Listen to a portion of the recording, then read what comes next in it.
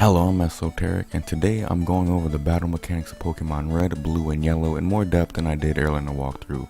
Although this information can be very helpful to the single player experience, this video is part of a mini-series covering Gen 1 competitive battling. For fans of the modern games, especially those of the post-Gen 3 era, these mechanics might seem stupid, weird, or downright broken through your lens. But veterans of Gen 1 might want to look at this mini-series as a trip down memory lane, or a trip of forlorn pain. But either way, here are the battle mechanics of Pokemon Red, Blue, and Yellow. Who moves first in battle is simply determined by the two Pokemon speed stats. Whoever's speed stat is higher will go first. A Pokemon's speed, as well as all its other stats, is mostly defined by its base stat and level, but also by determinant values and stat experience, two subjects I'll save for a later video. Speed can also be modified by in-battle items, paralyzation, or specific moves. Speed is extremely important in this game, but don't be a fool for fast Pokemon. Every attacking move has a base power and an accuracy percentage, besides Swift because it never misses. Base power is a simple concept. The higher the base power, the more damage it will do consistently. There's a litany of other factors that give you the final damage output, but base power is one of the bigger ones. Accuracy of a move is just as important as the power. As you might have noticed, the more powerful moves tend to be less accurate. The 120 power move Fire Blast is much more powerful than a 95 power Flamethrower, but Fire Blast only has an accuracy of 85%, while Flamethrower has an accuracy of 100%. 85% may seem pretty high to hit consistently, but if you're a risk-averse player, you would favor the less powerful but more accurate Flamethrower. Although Flamethrower's accuracy is 100%, it still doesn't mean that it'll always hit. Due to how Generation 1 games calculate accuracy, you can subtract basically 0.4% from the move's base accuracy to see its true chance of hitting. Although obviously very rare, 100% accurate moves can indeed miss no matter what the condition is, and it's very frustrating when they do. Let's continue the Fire Blast versus Flamethrower comparison with power points, or PP. Power points determine the number of times you can use a move. When a move's PP hits 0, the majority of the time you will no longer be able to use that move and will have to use another. I will tackle the exception later in the video, but if all of Pokemon's moves hit 0 PP, that Pokemon will attack with a 50 power 100% accurate normal move called Struggle. After successfully using Struggle, the user will sustain 1/2 the damage dealt to the target in recoil damage. Back to the example though, Fire Blast naturally has 5 PP, where Flamethrower has 15. These factors are only the beginning of choosing moves to deck out your Pokemon. Knowing what types qualify as physical or special are essential for any success in this game. Physical moves will take the user's attack stat and a target's defense stat into account in the damage calculations.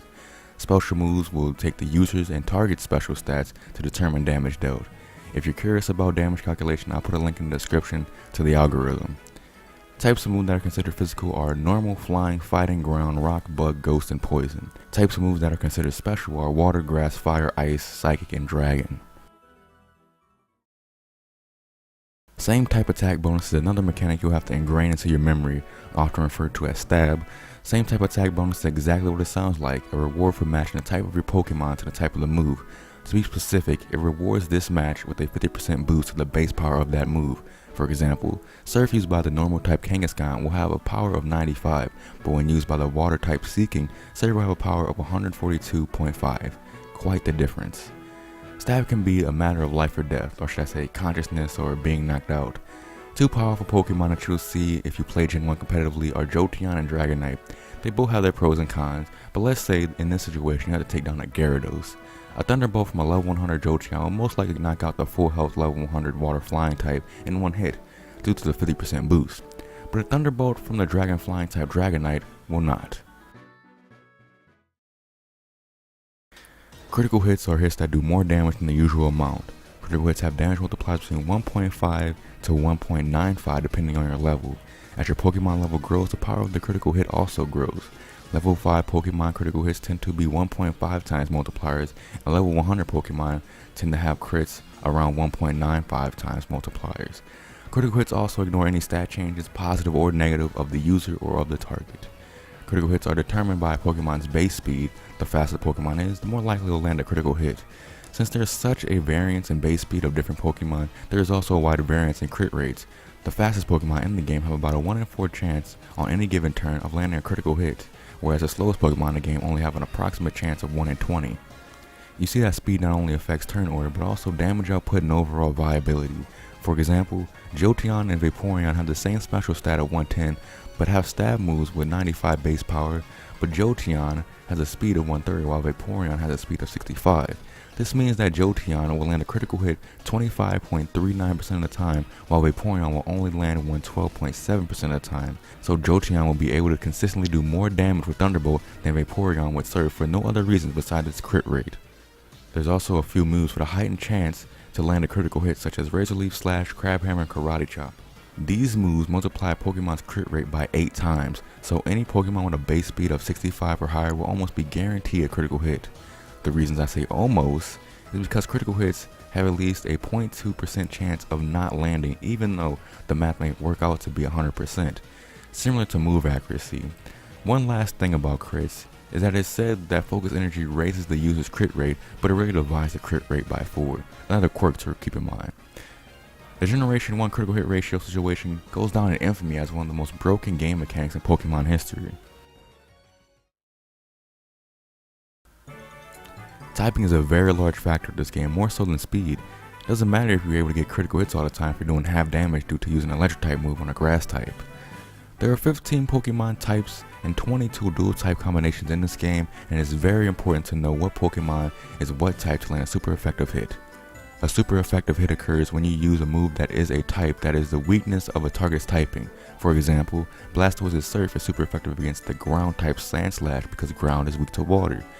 The game will award the super effective hit with a 2x multiplier. The game will also reward you if you hit a dual type Pokemon whose 2 types are both weak to the user's move. If Blastoise used Surf on a rock ground type Golem, the game will add a 4x multiplier.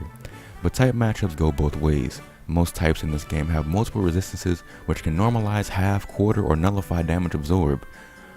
Blastoise's Surf will have no super effective modifier if you use on 2 conflicting types such as rock and water. Rock is weak to water, but water resists itself, resulting in no multiplier being given. If Blastoise used Surf on a pure water type, it would be punished with a 0.5x modifier to the power of Surf. If Hitmonlee used the fighting type move Submission on the bug poison type Beedrill, both types resist, and an attack power will have an added 0.25x modifier. Lastly, there are type immunities, meaning that certain types can't do any damage to other types. Normal and fighting type moves can't hit ghost types, ghost moves can't damage normal and psychic types, ground moves can't hit flying types, and electric moves can't affect ground types. Knowing the type matchups are integral to success offensively and defensively. There's a link down below for a Generation 1 type chart. Stat stages are the different levels the stat can be boosted or reduced to. The stages are any integer between -6 and 6. 1 to 6 are boosts, -1 to -6 are reductions. Each stage has its own multiplier, as you can see here. You can raise your stats with X items in non-competitive play, with stat boosting moves such as Swords Dance or secondary effect of a move like Skull Bash. You can lower your opponent's stats with stat lowering moves like Sand Attack or the secondary effect of a move like Psychic. Being able to boost your stats allows you to create unstoppable machines if executed at the proper time. Remember your type matchups though. Don't use Swords Dance with a Farfetch while Jolteon is out because a Thunderbolt is coming. And while you're at it, you should probably stop using Farfetch. What are you doing? Anyways, conversely, stat reduction can be debilitating. Being a victim of Sand Attack lowering your accuracy can cause you to lose a Pokemon and even a match because your Pokemon aren't hitting consistently. Speaking of accuracy, there are 2 stats that are the same from Pokemon to Pokemon no matter what, and they are accuracy and evasion. These 2 stats will only take into account the accuracy of the move, the user's accuracy stage multiplier, and the target's evasion stage modifier. Even the slightest enhancement in one's evasion can ignore the opponent with missing attacks that would normally be a slam dunk. Stat boosting can be a very useful tool, especially when you have an opening to sweep a team. Remember that critical hits ignore your own stat boost, so don't put all your eggs in that basket. Also, don't be greedy. You don't want to get caught with your pants down in an important part of the game. And the stats can also only be boosted by 999 anyway, so boosting to stage 5 or 6 is almost never necessary. One last thing as it refers to stats is the stat modification glitch. Since I have a hard time explaining the stat modification glitch, I'm going to read a Smogon forum post by the user Crystal to describe the glitch. Basically, whenever a move that affects the stat levels in any way of either Pokemon in battle is successfully used, the Pokemon whose turn it is not right now is paralyzed or burned, the corresponding stat penalties will be applied against that Pokemon. Here's an example. My opponent has 20 attack. During my turn, I use Ember and burn it. Its attack stat becoming 10. In my turn, I use Double Team, a stat modifying move. Not only my evasion will be raised due to Double Team's effect, but since it's my turn and my opponent is burned, my opponent's attack stat will be halved again, becoming 5.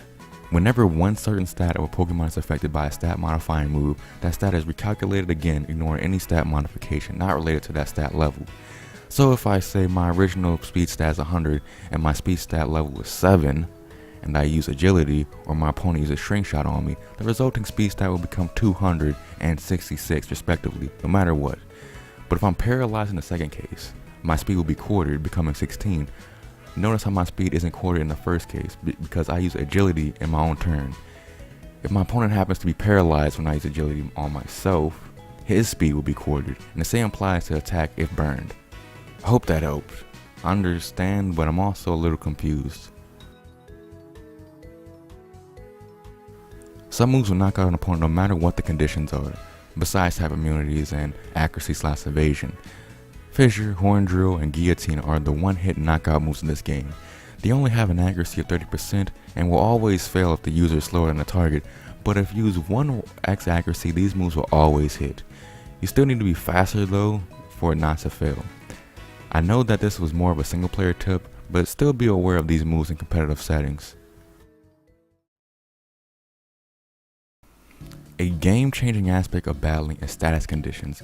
They're conditions that passively drain, debilitate, or trap a Pokemon.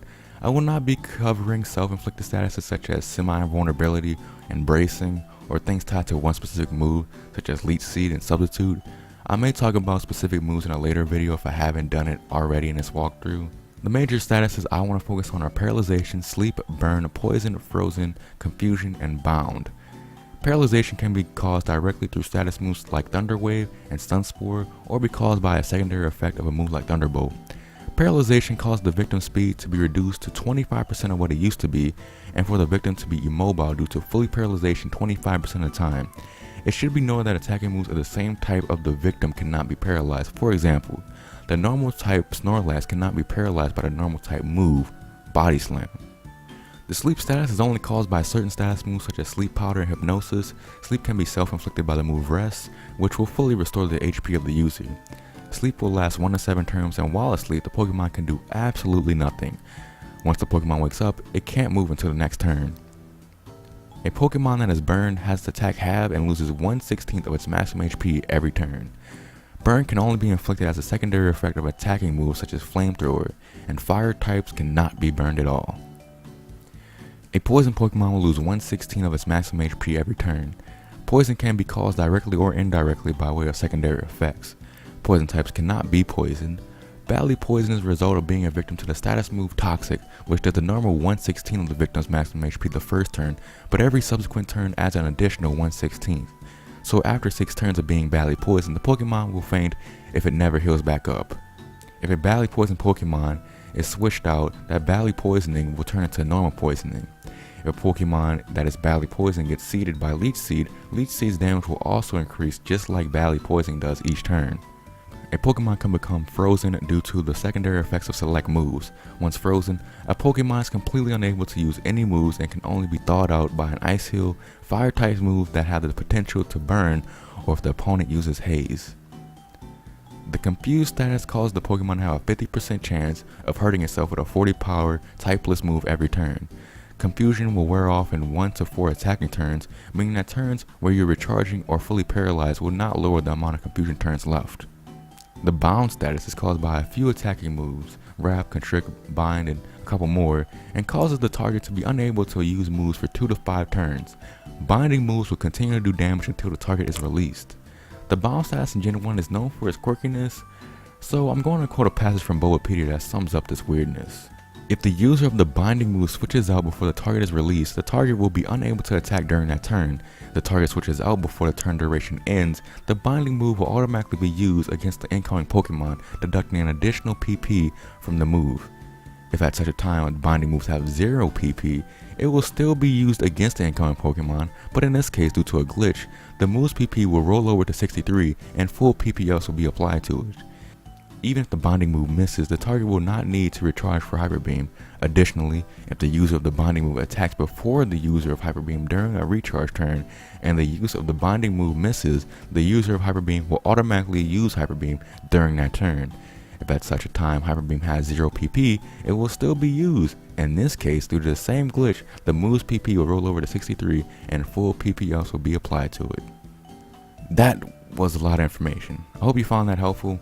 Thank you very much for watching, and come back tomorrow as I continue my quest of completing the Pokédex in Pokemon Red. Anyways, have a nice day. Thank you.